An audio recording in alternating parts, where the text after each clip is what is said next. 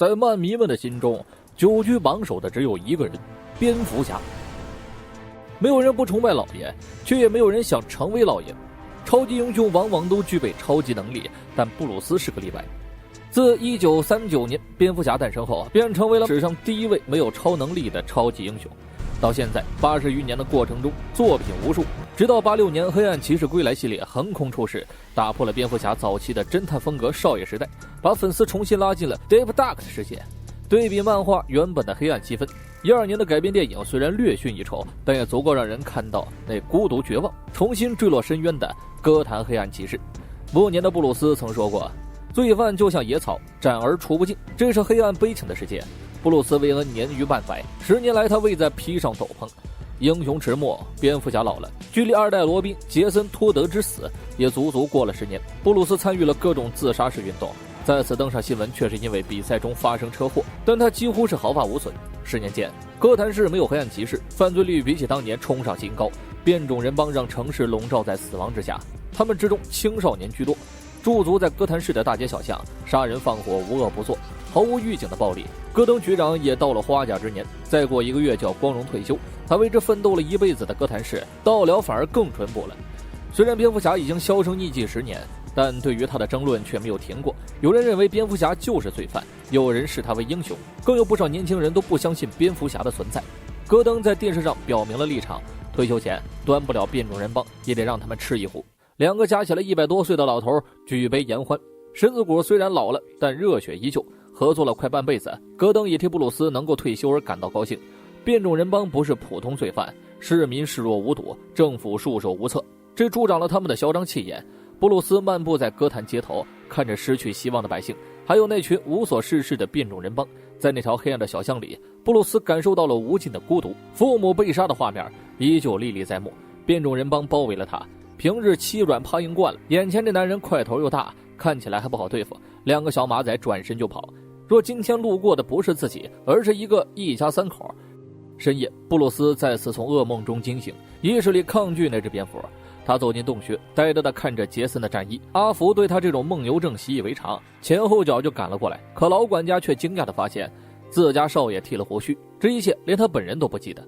一个疯子被当成疯子关进了疯人院，小丑和蝙蝠一样退出了哥谭市的舞台，被阿卡姆之家庇护着。但现在还没有到他回归的时刻。双面人哈维·丹特恢复了容颜，多亏了阿卡姆的2个博士威林和华伯，他们一个治疗哈维的脸，一个治疗哈维的心。更多的帮助来自于布鲁斯的资助。看着镜子里的自己，他的手不断颤抖，最终落下了眼泪。发布会上，哈维向哥谭市渴求第2次机会，一个弥补双面人犯下罪孽的机会。更多的质疑围绕着同一个话题：哥谭市那为什么来相信你呢？哈维没有回答，只是掏出1枚硬币。硬币的正反截然不同。作为资助人，布鲁斯希望哥谭给哈维一个机会。新闻也只是短暂地播报了哈维的释放，接二连三的凶杀案成了哥谭日常。这些报道，布鲁斯有些麻木了。他酗着酒，面无表情地看着电视机，节目不停切换，内容全部一致。突然间，布鲁斯在电视上看到了自己一生的噩梦，还是那个小巷，那个一家3口，那冷冰冰的子弹，跟着散落一地的珍珠项链，就好像有东西在监视着自己。束缚心底深处蝙蝠的那根锁链已然松动。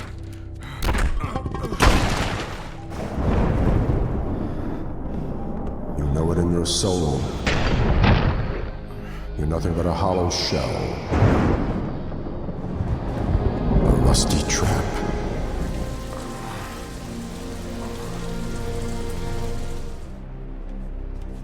The time has come.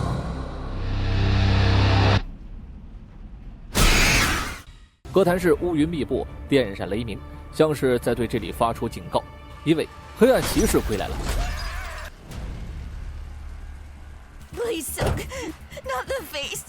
Hey, man, take it somewhere else. I just had the seats cleaned. Shut your hairy face and drive. Something's on the roof.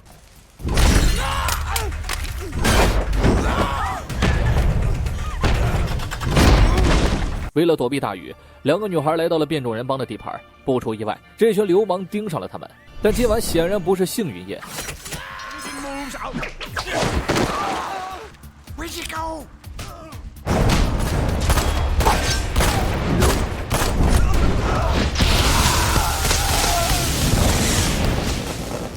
正如布鲁斯所说，罪犯就像野草，斩而除不尽，变种人帮无非是杂草之中最难除掉的那片。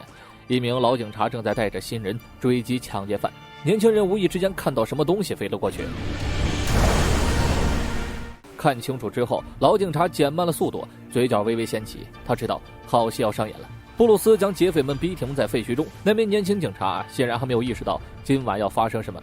终究年事已高，哪怕是布鲁斯也开始体力衰弱，他没有了当年的迅捷。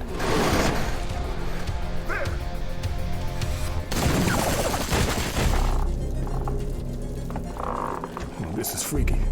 You never made noise before. 但几十年的战斗经验足以弥补这个弱点。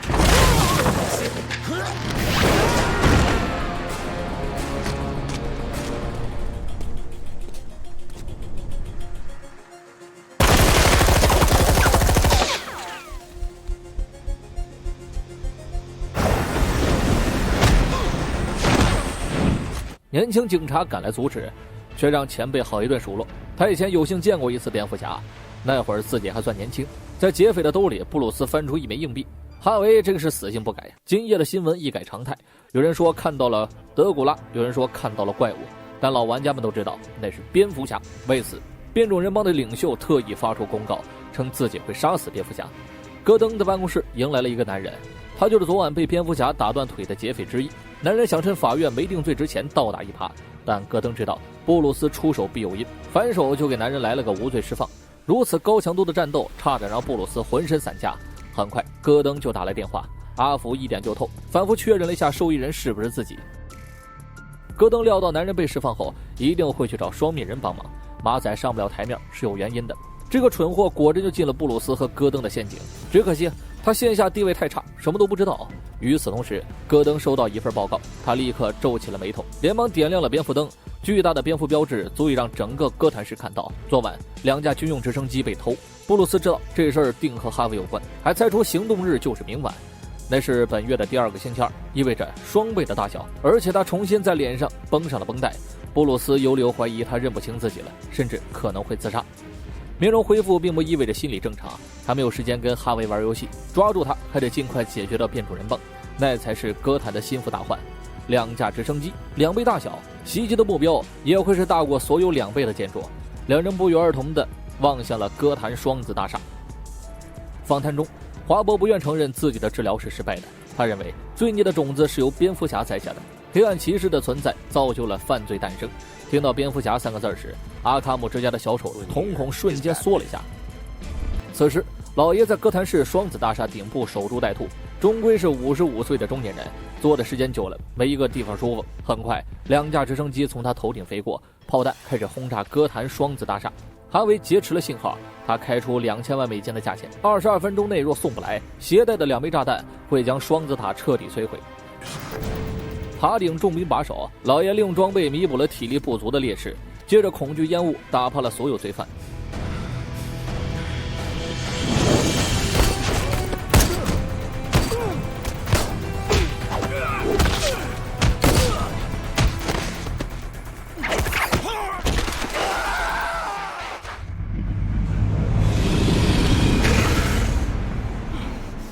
当他们沉浸在恐惧之中时，老爷愕然发现炸弹已经进入了倒计时。马仔直接懵了，哈维下令时明明说的是炸弹指着幌子。急速冷却下，炸弹被解除，老爷在双子塔上架起绳索，追向了企图逃走的他们。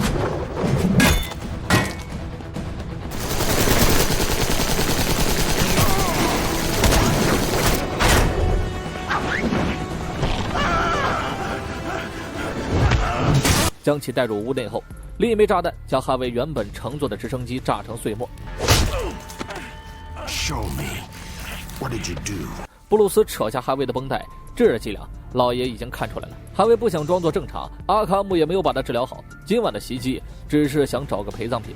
那一刻，老爷似乎看到了哈维完整的另一半，就像是体内的另一只蝙蝠被2个自己折磨。I played along as I could. They couldn't fix me. Nothing can change what I am. You and me both. 蝙蝠侠实锤回归引起了轩然大波，赞同派代言人拉娜在节目上疯狂替蝙蝠侠辩论，家长们创立了母亲会，向市长提交请愿书，申请制裁蝙蝠侠，担心蝙蝠侠会带坏孩子。市长接到消息表示，我这想办法呢，你们再等等。而戈登很快迎来退休仪式，在为妻子买菜的过程中遭到变种人帮的袭击，巧合之下，戈登完成了反杀，同时也让百姓担忧起了局长候选人够不够格。看着这些新闻，之前被蝙蝠侠救下的女孩凯莉穿上了自制的罗宾战衣，她想要成为蝙蝠侠的助手。她年纪轻轻，操作就已经很拉了。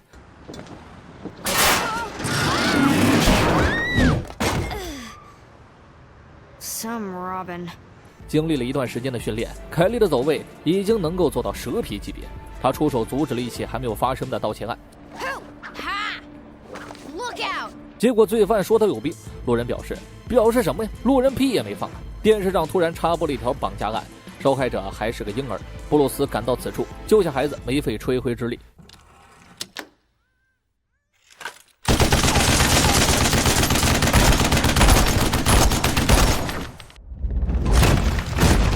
Back off or I'll kill him!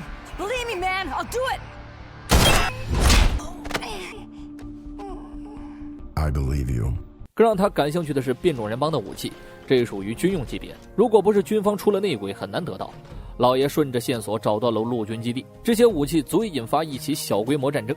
将军为了给妻子看病，才跟变种人帮做了交易，哪怕他保卫家园，政府也不愿意出钱治疗。布鲁斯没有多言，转身离开。在他走后，办公室传了一声枪响。另一边，凯莉在路边听到几名变种人帮成员交谈。1小时后，哥谭市垃圾场集合，首领要发起战争。布鲁斯早有准备，正驾驶着蝙蝠坦克前去垃圾场。首领准备带着马仔们争夺哥谭，正要下令活捉局长戈登，地面就好似发生了地震。紧接着，他们看到一辆坦克停在跟前，马仔终究是乌合之众。布鲁斯驾驶坦克长驱直下，橡皮子弹打得他们死去活来。凯莉抓住了和蝙蝠侠组队的机会，默默在一旁打着下手。没多久，聚集在垃圾场的马仔们纷纷陷入昏迷。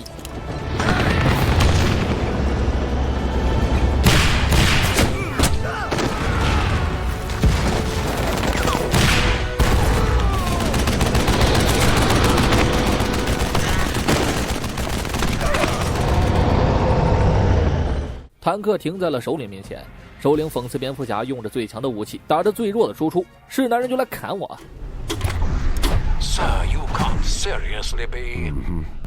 He's in his prime, he'll kill you. It's the only way I'll know. 老爷当场熄火，一跃而下，冲向了渣渣辉。但这并不是一场公平的战斗，首领正是巅峰时期，而老爷年事已高。起初两人不分伯仲，但随着时间的推移，老爷落了下风，他的耐力不及当年，体力消耗的代价便是行动变慢。可老爷不服输，哪怕被打脱臼，毫无力气反抗也绝不吭声。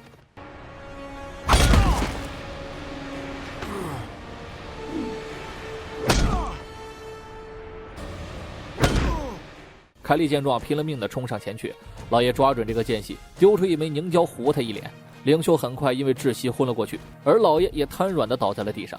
朦胧间好像看到杰森向自己奔来，凯莉的小身躯硬拖着蝙蝠侠离开。就这样，两人相互扶持回到了坦克上，这让布鲁斯怀念起了杰森和迪克。长时间的孤独让他不再把人拒之门外。布鲁斯接受了凯莉的帮助，也坦白了身份，哪怕阿福一直在打马虎眼。 No Alfred, no hospital. The cave. And Robin comes with us. 布鲁斯带着凯莉回到了蝙蝠洞，他愿称他一句罗宾。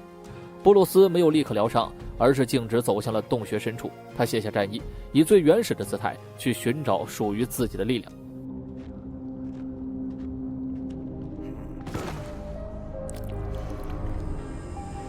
Where are you? I'm not finished yet. And you're not finished with me. You're never finished with me. 今晚一战虽然险些去世，但首领被抓，82位成员被捕。可这只是冰山一角，变种人帮依然对哥谭有着巨大威胁。市长开始甩锅，说是戈登的无能和蝙蝠侠的恐怖行为造成的结果，顺便宣布了下一任局长艾伦。这个艾伦就是反蝙蝠侠一方的成员。市长决定向变种人帮妥协，民意调查让他去和首领谈判。下一秒，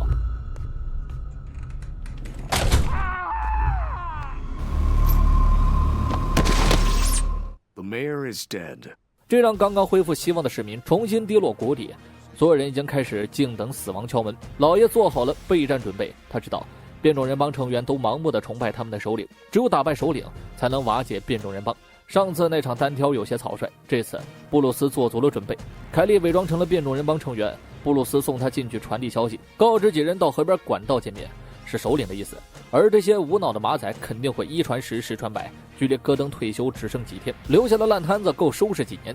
艾伦对蝙蝠侠充满敌意，戈登用珍珠港事件里的罗斯福来比喻蝙蝠侠，只可惜艾伦并未听懂。随即蝙蝠灯亮起，老爷对戈登说出了自己的战术，管道旁聚集了上千名变种人帮成员，戈登要做的就是把首领放出来，那里将会是蝙蝠侠的战场，只要打败首领，变种人帮就是群龙无首的废柴，到时警方一网打尽即可。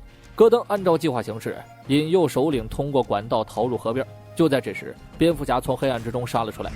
I will show you who rules Gotham City. Okay, son. Show me. 在泥潭中，两人扭打在了一起。泥潭减缓了首领的速度，可这对老爷来说是种优势。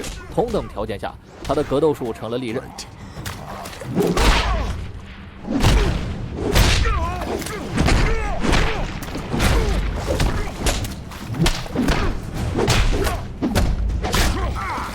闪避进攻，没上放血，鲜血干扰了首领的视线，格挡勾拳，直击面门。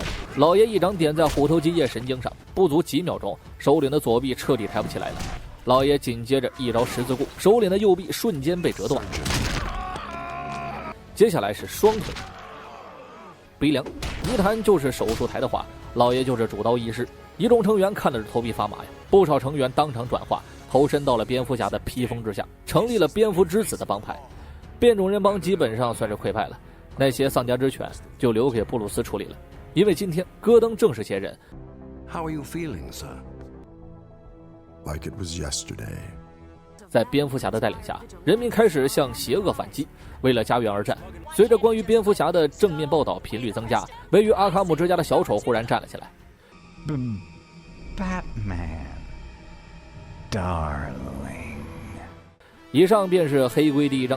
整部作品都处于压抑的状态，电影改编版相比漫画已经光明了不少。本系列为大家发点福利，如果点赞到了1万，随机送出5本黑龟正版漫画，让各位看看弗兰克·米勒笔下的黑龟有多黑。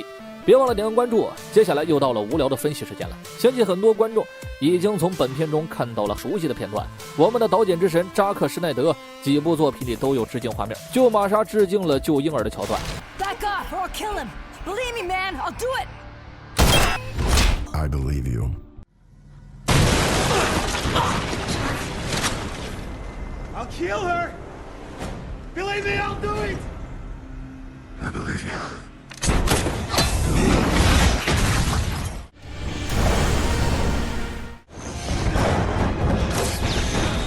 克什追逐对应了双子塔。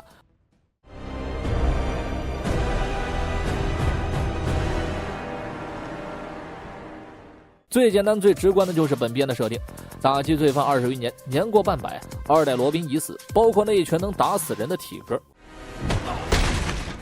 这里又想吹一波本片，完全是走出漫画的男人。仅仅是这样的话，黑龟绝对不可能被称为 DC 最伟大的作品之一。蝙蝠侠本身就是一个悲情、孤独、黑暗的人，永远不会被删减的片段，只有那维恩夫妇之死。不管哪一部作品，都会拿出篇幅来描绘那小巷里的悲剧。如果说布鲁斯出生在维恩庄园的话，那蝙蝠便是生于这条小巷。父母的死给了他一个教训，一个事实：这个世界只有当你强迫他的时候才有意义。在这种童年阴影之下，布鲁斯没有向世界妥协，而是在逆境之中寻找到了自己的定位。他把自己的恐惧带给那些罪犯，他成为了蝙蝠侠。当然，在这一系列的过程之中，布鲁斯应该感谢的是阿福，没有他不顾一切的帮助，布鲁斯也许真的会向现实低头。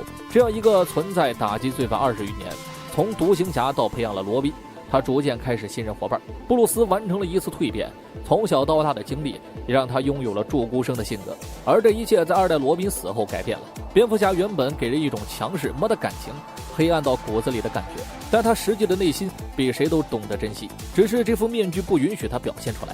弗兰克·米勒笔下的蝙蝠侠开始就设定在了老爷子退休10年，退休最大方面的理由也是杰森的死。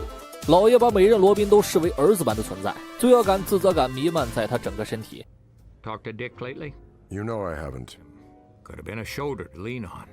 After what happened with Jason, Let's call it a night, Jim. 曾经的老爷不接受帮助，隐藏身份，经历了这么多的他，很快就信任了凯莉，并且当场封号罗宾。这之中的过程不言自明。正如他在片中对哈维说的话：“我们都是一类人，双重身份截然相反。布鲁斯又何尝不是伪装成正常的样子？究竟面具下的他是他，还是戴上面具的他是他？这个问题，也许连布鲁斯自己都快分不清楚了。”在蝙蝠侠这个人物诞生初期，他们的目标是打造一个比肩世界第一个超级英雄超人般的存在。于是，世界上第一个没有超能力的超级英雄诞生了。这就意味着布鲁斯会经历人类逃不过的大关——生老病死。在1986年那个时代，美漫传统都是强无敌、英雄不败、战无不胜。在这种环境下，杀出一匹黑龟，怎么让人不想去看呢？首先，弗兰克·米勒这个老爷子就主打黑暗风，他的罪恶之城黑得彻底。弗兰克把法西斯、珍珠港等真实背景引入到了漫画之中，让乱世乱上加乱。哪怕是人类极限蝙蝠侠，上了岁数，腿脚也得不灵活，他完全可以利用各种高科技扫荡了变种人帮。可老爷子毅然决然选择肉搏首领，迎难而上，哪怕他自己清楚这等于送死。如果是老套路的话，老爷即使重伤也能赢。可在黑龟的第一次单挑里，若不是凯莉帮忙，老爷必死无疑。这种算是不服输吗？我认为老爷的性格就叫蝙蝠侠，如同他的经历一样，不畏惧任何敌人，坚守自己的底线，还有那强过一切的意志。这场战斗里不得不承认，老爷莽撞了，没有做出正确的判断，但他上去就是干，打不过也打，倒是有了年轻时那股热血。老爷身体衰老，但心里还正值壮年。当然，他惨败后也意识到了自己的问题，那就是没有彻底将心里蝙蝠释放。这里还要提起双面人的硬币，硬币的存在必有两个面，这样才算是一个整体，而老爷同样如此。布鲁斯和蝙蝠侠两者是一个整体，老爷最终凭一己之力战胜了首领，直到这一刻才算黑暗骑士彻底回归。他战胜的不是变种人帮，而是岁月自己。本片不停穿插着新闻播报，足以看出哥谭市这么多年过去，依旧有人不接受蝙蝠侠的存在。这里分成了两派，最具争议的莫过于罪犯的诞生源于蝙蝠侠的悖论。如果没有小象那件事，就不会有蝙蝠侠；如果没有蝙蝠侠，难道就不会有罪犯吗？这就像是天灾，它没发生不代表不会到来，但它一旦到来，难道还要怪天吗？可能不太恰当，懂的都懂。蝙蝠侠系列如同在讲述一个规则，不同的人在打破。